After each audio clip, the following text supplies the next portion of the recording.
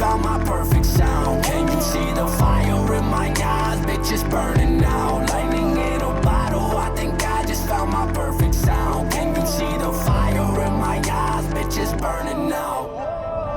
Podcast done.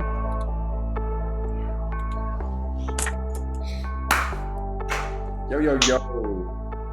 How are you living? How you feeling? How you doing? This is First Choice. Doing all of it? All the above. All of them? All the above. We're back. And we're doing our trade targets today. We're doing it every 4 weeks, obviously. It's week 8 trade targets for week 8 to week 12-ish. Maybe a little championship run players you can target here. When's the trade deadline? Is that week 10? There is a possibility, yeah. So our week 12 trade targets video is going to be kind of worthless. No, it's going to be dynasty oriented. Oh, is there a dynasty trade? I mean, in our league, there's not. Oh, really? Oh, okay. Yeah. Maybe other people there are, but in this case, we will have to ask them. Yeah, it is what it is. All right, trade targets, buy, sell, one player each person. Short video. We have some Russian going on as well for our sell targets, so we'll try to, say these things to you in English, but in Russian at the same time. First buy for me is Devante Parker of the Miami Fins. I think Tua switching into the quarterback is not necessarily a bad thing for Devante Parker because he has, like I said in the previous video, 9.9 yards per target practically. It's kind of like an average target distance. What are you doing? I'm balling, bro. That's what I'm doing. And 9.9 yards per average target distance. I mean, that kind of influences the run pass option, RPO type thing, and then dotted right across the middle of Devante Parker. I think he's going to have a great little clickage with Tua Tagovailoa. And I think he's going to ball out. Maybe not this week, week 8. Maybe hold off for 1 second after the Rams game, after Jalen Ramsey, and then get him at the second. You know what I'm saying? Not the first second, but the second. Wait a second. So go now, right now. It would have been a second. You missed your chance. No, I got him at the third second. You haven't already traded for him, then you fucked up. If you can't get him at the third second, you're fucked. If you get him at the second, you're good. You get him at the third, you're cool. Well, we're already on to the 11th or 12th, so you've already lost. So you might as well just quit your league at that point. Seconds are fickle. But we're the first choice of everything, so wouldn't it be the first second? But hold a second. Yeah, well, actually, technically, yes, because you hold a second from 0 to 1 second. Then once 1 second hits, boom, first choice. It is what it is. Go get Devante Parker on fantasy teams. And there it goes. That's how you're making me feel right now. I mean, it's quick math. Sometimes you got to be different. You did. All right, Brandon, who was your buy target for week 8? Brandon Aiyuk. Brandon Aiyuk. So, hey, what a coincidence. Both of those guys were just offered in a trade to you, Brandon. Maybe you should hop on that. Oh, no. I better decline it. No, Brandon Aiyuk here is shook. Brandon Aiyuk. What? What's that? What? This is an offer with both of them in it? I think we were headed in that direction had we given it time. Discussion for another time. Ed, if you're listed at offers, those guys are on the table. Brandon Aiyuk is definitely a fascinating ad, especially if we're considering a dynasty landscape. He looks great. I love what I've seen of him. Extremely athletic. I mean, hurdling eagle. It's hard to hurdle an eagle. I mean, we've seen many players do it in the past, like Zeke. But I mean, now Brandon Aiyuk with Deebo Samuel and how injury prone he's looked so far in his short career. Even in his college career, I think I've pointed this out earlier in other episodes, but Deebo he's always struggled with injuries, and this is proving to be true this year as well. And Brandon Aiyuk is a young stud. So get him. Stud. Who else are you going to get on that 49ers offense? I mean, are you really interested in, who is that? Kendrick Bourne? Okay, I thought you were going to say something about Michael. Yeah, I was about I to say if you don't point out Hasty, Ed's going to don't rage. call that hasty. He's good. He's a running back. He's looked all right to me. Hurts. When I've seen him run, he's got the speed that like the 49ers like for the running backs to have. That's why I never understood the Tevin Coleman ad for them, because he's just not as fast as all the other guys in that group. But no, when it comes to the wide receivers, I think Brandon Ayuk's got a bright future. Dynasty wise, I would be on it. Redraft wise, it all depends on your wide receivers you've got. Wide receivers are very deep, but if you've had just horrible luck with injuries, Brandon Aiyuk isn't a bad guy to go after for cheap. Speaking of guys you can go after for probably really cheap, I'm going to say Philip Lindsay. I'll be targeting Philip Lindsay because he has been better than Gordon out of the backfield, which will continue to happen.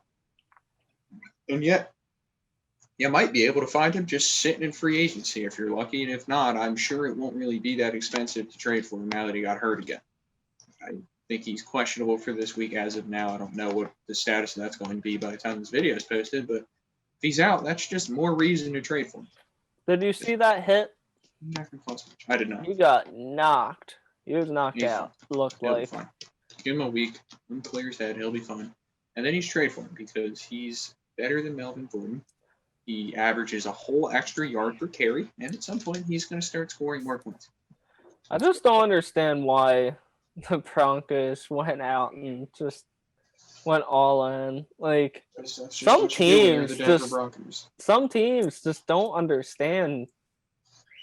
Like it's kind of like the Texans and getting David Johnson. It's like God, what that the was just hell? Bill O'Brien. Yeah, that was just Bill O'Brien. But like, That was I what mean, they get for letting him operate.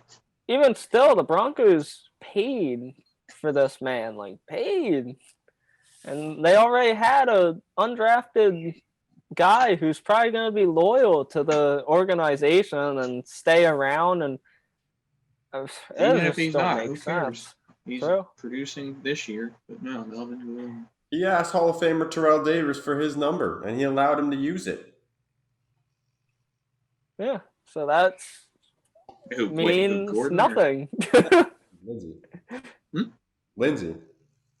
That's guy. There you go. You take a Hall of Famer's number, you're going to put up a Hall of Fame production. So You would hope, but then the for Lindsay. organization turns its back on you. They forgot. They're like, oh, this isn't Dave. This is Lindsay. Yeah. The hell is that? Who the fuck is this Tasmanian devil-looking ass? Who's this guy? Yeah. All right. Who let him in? I guess we'll go on to our sell players of the week, and well, not the week of the next 4 weeks, I suppose, something along these lines. I want to say I know my sell target, but at the same time, I want to say it's along the lines of Mbabi Hayanakahak Nanyakamtinka. I don't think that's how you pronounce Russian. Yeah, it doesn't sound Russian to me, but I was trying to sound it. It looks like American word, like letters, not American English letters, but like it's just very different. Like it look N, lowercase b, uppercase b, lowercase b I, something like that. That's the first name somehow. There's also a very clean looking 3 in there. So yeah, it not looks sure if like we can- you're reading like music notes at one point. other languages are hard. Let's just leave that there. Yeah. So if I can recall correctly, it is DeAndre Swift. Yeah. So DeAndre Swift, I really don't want to sell him, but there was not really many people I really wanted to sell, like thinking about it, and DeAndre Swift's been putting on like a fucking show these past couple of weeks. He's good. He's good. But I don't trust that team because they said his role was going to increase, but it really didn't increase. He got like maybe 5% more snaps, which wasn't really a big increase. And I just feel like they're going to tarnish this man's rookie year. And the matchups he has are on and off. He's really just it's a good matchup, then a bad matchup, then 2 goods, then a bad. And it's really you're just riding a roller coaster with him. And at that point, I'd rather just get somebody that's guaranteed workload. much like a Miles Sanders. You could package him with somebody else for Miles Sanders, which I couldn't do. Trade him for Demont. Don't trade him for Demont.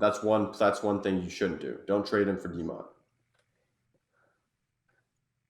Right. Brandon, do you remember what yours were? I do. That's good. Mine are every single Dallas Cowboy wide receiver. Just adios. Trade for whatever you can get for them. Use your best judgment, of course, but I am out on them. I don't believe in the coaching staff of the Cowboys and making sure this team is ready. Your look is distracting, Ed. What is it? What? You have faith in Andy Dalton or whatever else they're bringing out, and the. I didn't. To begin with, I didn't recall you putting that, so I was actually confused, and I was like, "Wait, really?" But then Yeah. I don't know. I like Amari Cooper still. I like Amari Cooper. It's tough because, I mean, they're still a football team. Like they're still gonna put up points, but it's just, I mean, who's gonna hit? Are they? Because at one point you were looking at a team that has Dak Prescott at the helm, and you're thinking, oh well, there's a shot at all three of these wide receivers hitting in 1 week, and it happened a few times. And now you've got the lackluster Andy Dalton in there, and now you're like, which one is going to hit it this week, or is there going to be someone who hits it? I mean, Amari Cooper's only had one bad game, and I think it was just due to snap count and opportunity, in all honesty. But I just think this is what this is where I come from. I think that people are probably looking down on Amari Cooper for good reason, but it's not that drastic of a drop off, in my opinion. I mean, he's still been pretty solid. Even with Ben DiNucci last game, he still put up some points. So, I mean, it's not like he's a complete scrub. You know what I mean? I think he's still a top 15-ish wide receiver, around that, 15, 16. But what if I can trade him for a fellow top 5 receiver? You are? I said, what if I can do that? Well, if you can do that, yeah. But people are probably undervaluing him, is what I'm saying. Like, some people are probably like, oh, he has Andy Dalton and Ben DiNucci as quarterbacks, and he's a top 24 at best. I know people that would do that. That's where I'm coming from. But if there is a chance you get a top 5, package him with somebody for a top 5, go crazy. But I don't know. I get it. I get it, though. Well, you also have Michael Gallup, who's kind of packaged in with the suggestion, and also CeeDee Lamb. And I know Alex, I don't know if this was on air, but Alex claimed that he was willing to drop Michael Gallup, and that was in a redraft. So that's pretty. If you look at the players that I have on that roster, I don't see how you could come to a conclusion that Gallup would be untouchable. I don't know why you were so surprised, Ed. I feel like you might have to do a double check there. You know, it's just the fact that you were so high on Gallup, and I get the situation at the current moment is nothing like it was in the offseason, but I mean, the man's because I thought Dalton would play a lot better, and I was making a very, very judgmental decision off of the end of that game that him and Gallup might have discovered a little connection. I was wrong. I'm moving on from it. I'm wrong. Yeah, I mean, whatever. I get it. Too late. Can't go backwards. So I'm going to go forwards, which means I'm likely going to get rid of his bum ass if it comes to that. That's fair. That's fair. All right, Michael. Sorry, Michael. All right. Brandon, is that all you got? That's all I got. So I'm going to go in a very similar direction. My sell is Elliott. Get rid of him. Later. Ship him out. I don't know, but I guarantee you can find appropriate value for this man. Yeah.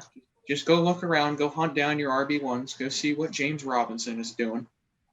Since apparently they're just going to keep giving him touchdowns. Good. Go see who's all up. Maybe McCaffrey's going to miss another week. Maybe you should hit up your McCaffrey owners, not me, because it's not happening. I'm not getting rid of my other ones. Boy. Not getting rid of C-Mac for Elliott. However, if you have Elliott, you should probably try that because I don't expect him to get 5 or 6 points every game for the rest of the season, but it's looking pretty rough down there. in his name. Like that's really all that needs to be said. That team scares me. Now he can't not fumble every play. He can't hold the ball anymore. Elliott has looked Not himself. I think the team is what was making him look good these past 2 years. Like this year and last year, whenever he was looking good, he still didn't look that good personally to me. I mean, I like the opportunity he gets and whatnot, but it's like he's not really doing much with it. So I guess I get it. Plus the name value, like name value's up there. I mean, it's fucking yes. That's kind of just what I'm going for here. It's fair. You guys got any something good? Any words for any other trade targets, tradeaways, anything like minor? Franco House. Franco House.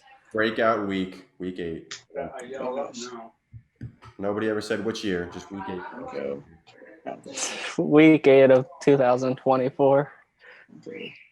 Of the I can't get that one. Of the what was the league? Filipino basketball league.